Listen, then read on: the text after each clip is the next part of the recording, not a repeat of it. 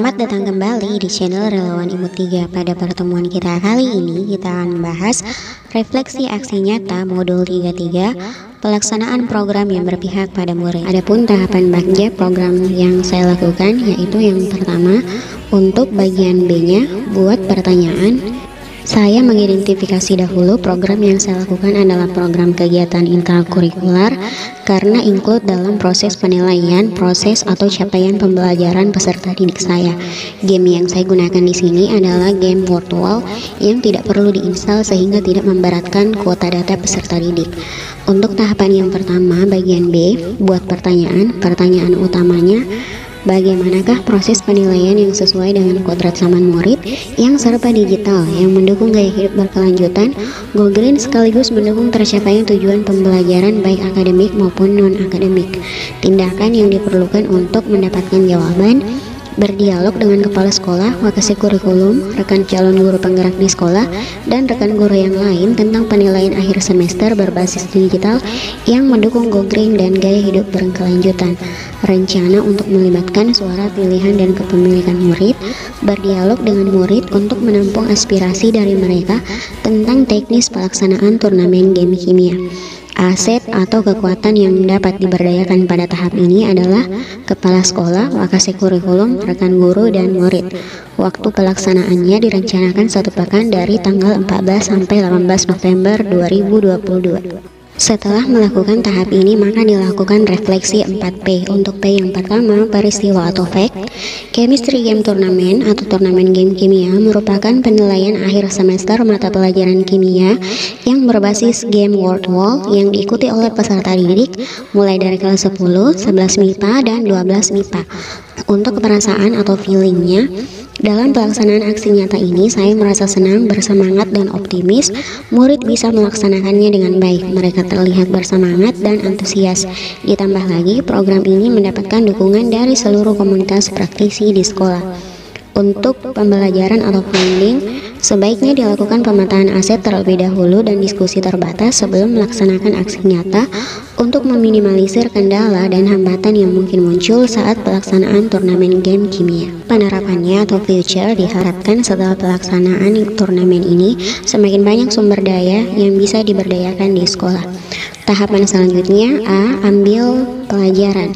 Pertanyaan utamanya, bagaimanakah penilaian yang menarik bagi murid yang sesuai dengan kodrat zamannya, tetapi membuat mereka memahami materi pelajaran. Keterampilan apa yang harus dikuasai murid untuk mencapai tujuan akademik atau non-akademik. Tindakan yang diperlukan untuk mendapatkan jawaban, melatih keterampilan digital murid dan menguasai materi dengan baik, memotivasi mereka bahwa kreativitas digital sangat diperlukan bagi murid di masa sekarang dan yang akan datang pada jenjang pendidikan yang lebih tinggi dan zaman yang menuntut keterampilan mumpuni di bidang IT.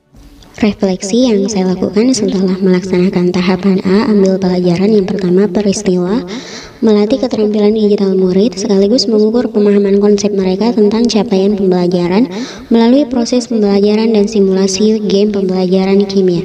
Dalam pelaksanaan aksi nyata ini, saya merasa senang karena murid antusias belajar dan termotivasi untuk meningkatkan keterampilan IT mereka melalui game pembelajaran kimia. Sebelum melakukan turnamen game kimia, sebaiknya dilakukan diskusi dan simulasi untuk mengantisipasi hal-hal yang bisa menghambat berlangsungnya turnamen dan memberi pemahaman ke pengawas ruangan untuk memperketat pengawasan sekalipun turnamen dilaksanakan secara online karena murid tetap berpeluang untuk melakukan kecurangan. Untuk penerapannya, melalui turnamen game kimia, murid bisa belajar sambil bermain, mereka lebih mudah memahami materi pembelajarannya. Tahapan selanjutnya adalah G. Gali mimpi. Pertanyaan utamanya, seperti apa bentuk penilaian yang menyenangkan sekaligus melatih keterampilan digital murid? Dampak positif apa yang akan didapatkan jika program ini terwujud dan berjalan dengan baik? Tindakan yang diperlukan untuk mendapatkan jawaban, mengadakan presentasi dan sosialisasi turnamen game kimia ke setiap kelas secara langsung atau melalui sosial media, melakukan dialog sekaligus technical meeting tentang pelaksanaan turnamen game kimia. Tahap selanjutnya adalah J. Jabarkan rencana. Pertanyaan utamanya, apakah yang dilakukan oleh guru dan murid untuk melaksanakan program kolaborasi ini? Apakah tujuan capaian yang akan diraih dalam pelaksanaan program kolaborasi ini? Tindakannya, melakukan simulasi terbatas di semua kelas, mengevaluasi dan merefleksi hasil simulasi bersama murid untuk meminimalisir kendala yang mungkin muncul saat pelaksanaan.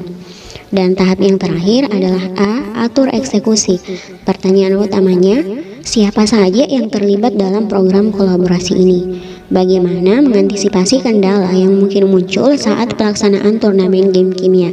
Tindakannya, berkolaborasi dengan panitia pelaksana penilaian akhir semester dan murid, dan mengingatkan kembali murid tentang kesepakatan atau keyakinan kelas. Setelah melakukan rangkaian bagja, maka dilakukan refleksi 4P yang meliputi peristiwa, perasaan, pembelajaran, dan penerapan.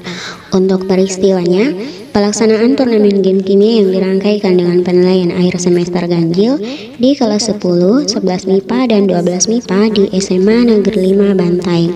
Alhamdulillah turnamen game kimia berjalan lancar, sekalipun waktunya sedikit diundur dari jadwal yang seharusnya dimulai dari pukul 7.30 WITA menjadi pukul 8 WITA karena ada program prioritas dari provinsi yaitu penanaman cabai di sekolah.